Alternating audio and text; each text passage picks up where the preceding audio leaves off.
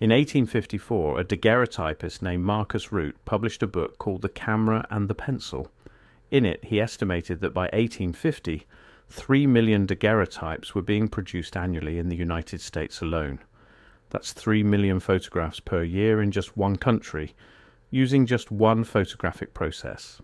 Add Europe, add the calotype process, add ambrotypes and tintypes that came later. By 1880, conservative estimates put the total number of photographs ever taken at over 11 million. 11 million photographs created before your great-great-grandparents were born. So I started asking a simple question. Where are they? Not in museums, not in archives, I mean in your family. In my family, I have been researching my genealogy for 6 years. I can trace my lineage back to the 1820s on one side, the 1790s on the other.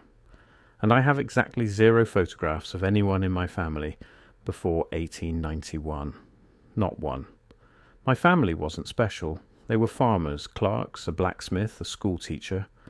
Ordinary people, the kind of people who made up 95% of the population.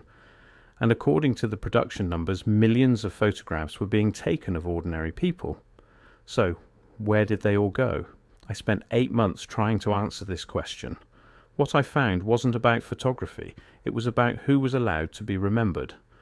The daguerreotype process was announced to the world on August 19, 1839, at a joint meeting of the French Academy of Sciences and the Academy of Fine Arts in Paris. The French government purchased the patent and released it as a gift to the world, free for anyone to use. Within months, daguerreotype studios opened in every major city in Europe and America. By 1850, there were over 10,000 daguerreotypists working in the United States. The Daguerrean Society's archives document studios in towns with populations under 2,000. This wasn't elite technology confined to major cities. It was everywhere. A daguerreotype portrait in 1850 cost between 50 cents and $2 depending on the size and the studio. For context, the average daily wage for a labourer in 1850 was around $1. A skilled tradesman might make $1.50 to $2 per day. So a basic daguerreotype cost half a day's wages for a labourer, a full day's wages for many. Expensive, but not impossible. Families saved for months to have a portrait made. The Smithsonian's collection includes account books from daguerreotype studios showing installment plans. People paid in increments 25 cents per week until the balance was settled. And they did pay. The production numbers prove it. 3 million per year in America by 1850. Someone was sitting for these portraits, so I started looking at who owned the photographs that survived. The George Eastman Museum in Rochester holds one of the largest daguerreotype collections in the world, over 5,000 images. I requested access to their database to analyze the subjects. What I found was a pattern. 73% of identified daguerreotypes in their collection depict individuals from merchant class families or higher. Doctors, lawyers, business owners, their wives and children. 18% show unidentified subjects, meaning we don't know their class. 9%, just 9%, show working class subjects, and nearly all of those are occupational portraits commissioned by employers. Miners, servants, labourers photographed as types, not as individuals. The Library of Congress holds a similar ratio. The New York Public Library's collection, same pattern. I contacted 14 major institutions across the United States and Europe. Every single one showed the same distribution. Over 70% merchant class and above, under 10% working class. But the production numbers say 3 million photographs per year were being made. If 95% of the population was working class and daguerreotypists were operating in small towns taking portraits on installment plans, then mathematically, millions of working class family portraits were created. So where are they? The answer is simpler and more disturbing than I expected. They were thrown away, not randomly, systematically. In 1888, George Eastman introduced the Kodak camera with the slogan, "You press the button, we do the rest." For $25, you got a camera preloaded with 100 exposures. Photography went from half a day's wages per image to less than 10 cents, and something happened that photographic histories don't emphasize. The older photographs became obsolete. Families who had saved for months to afford a single daguerreotype in 1855 now had dozens of snapshots by 1895. The daguerreotypes were old-fashioned, the people in them often dead, the metal plates heavy and awkward. And critically, daguerreotypes were made on silver-plated copper.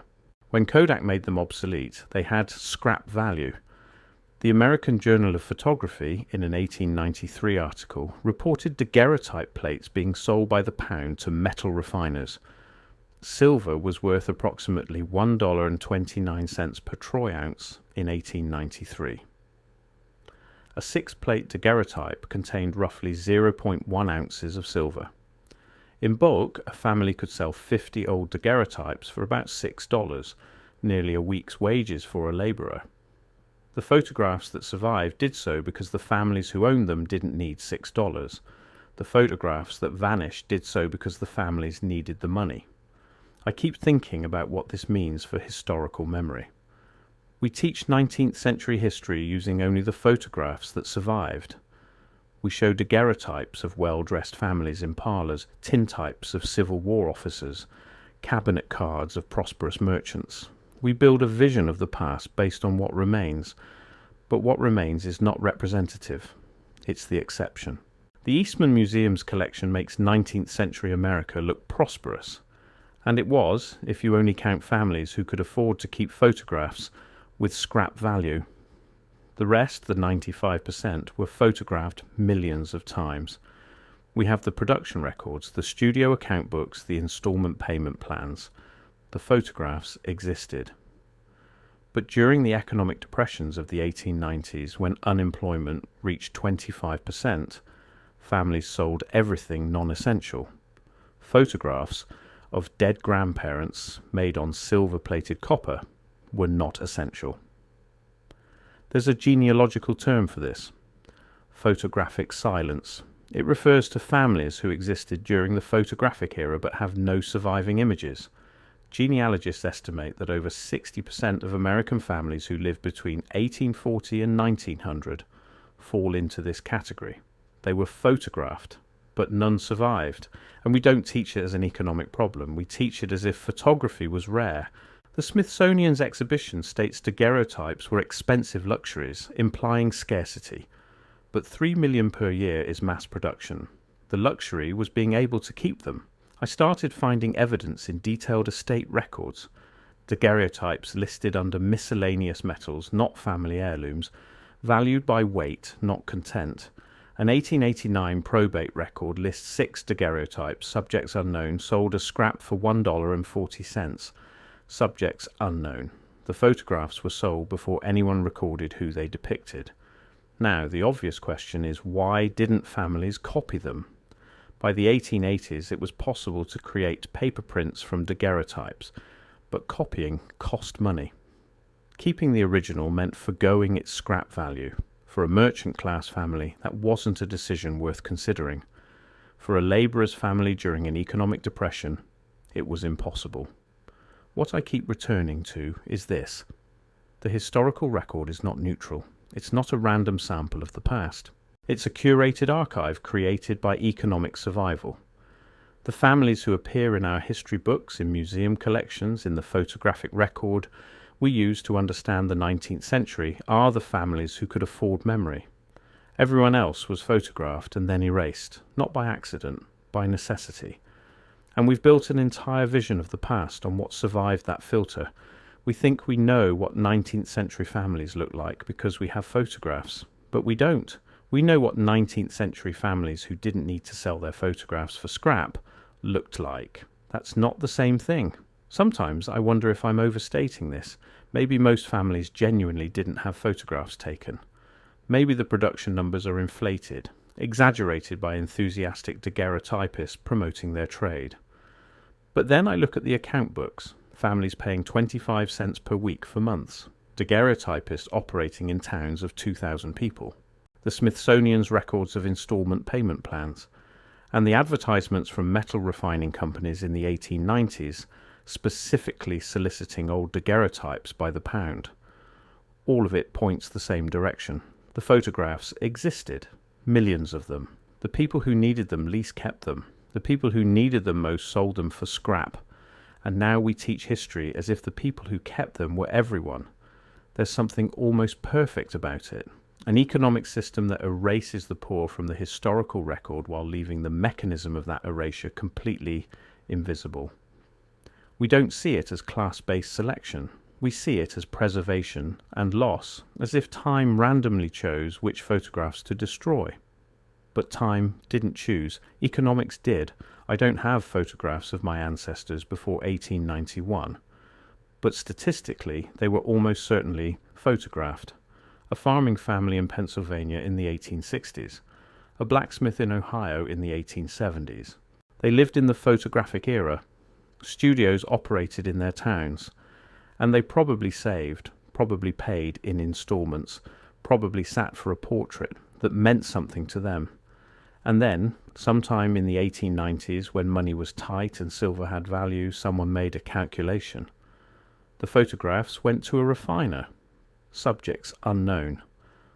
There's another pattern here that genealogists have documented but historians rarely discuss. The 1870 census was the first to record all Americans by name, including formerly enslaved people. Before that year, tracing working-class family lines becomes exponentially harder. After 1870, you have comprehensive census records documenting everyone.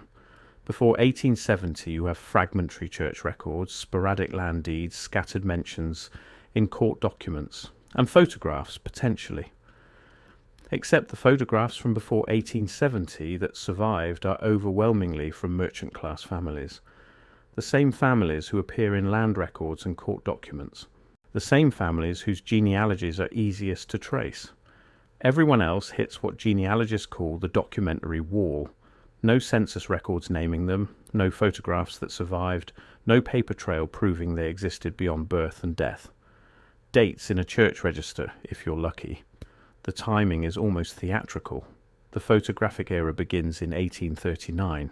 The comprehensive census begins in 1870. And the economic depression that drove mass daguerreotype scrapping begins in 1893. 3 separate systems that should have preserved working-class memory, photography, federal documentation, and family archives all either started too late or failed at the same economic pressure point. What if this wasn't coincidence? What if the same forces that determined who got remembered in photographs also determined who got remembered in official records? I'm not suggesting conspiracy, I'm suggesting economics. The families who could afford to keep photographs were the same families who appeared in property records, who had estate inventories detailed enough to list personal effects, who left paper trails because they owned enough to require documentation. Everyone else existed in the gaps, photographed, documented in censuses after 1870, but leaving no material evidence that survived the economic filters of the 1890s. What I'm left with is this. We have 11 million photographs from before 1880, and most of us can't find a single one of our own family. That's not loss, that's selection. And once you see the pattern, you start asking different questions. Not why don't we have photographs, but who decided which photographs were worth keeping? Not why is the historical record incomplete, but whose history are we actually preserving? The daguerreotypes in museums show us a past that's curated by survival, by economics, by who could afford to keep metal plates instead of selling them for scrap. And we call that history. But it's not history. It's the history of people who didn't need $6. The history of people whose family trees don't hit a wall in 1870. The history of people who were already being remembered before photography existed, and who simply added photographs to an archive that was already being preserved. Everyone else was photographed, documented, recorded, and then erased, not by time, but by necessity, by the same economic forces that determined everything else about their lives, including whether we would remember they existed at all.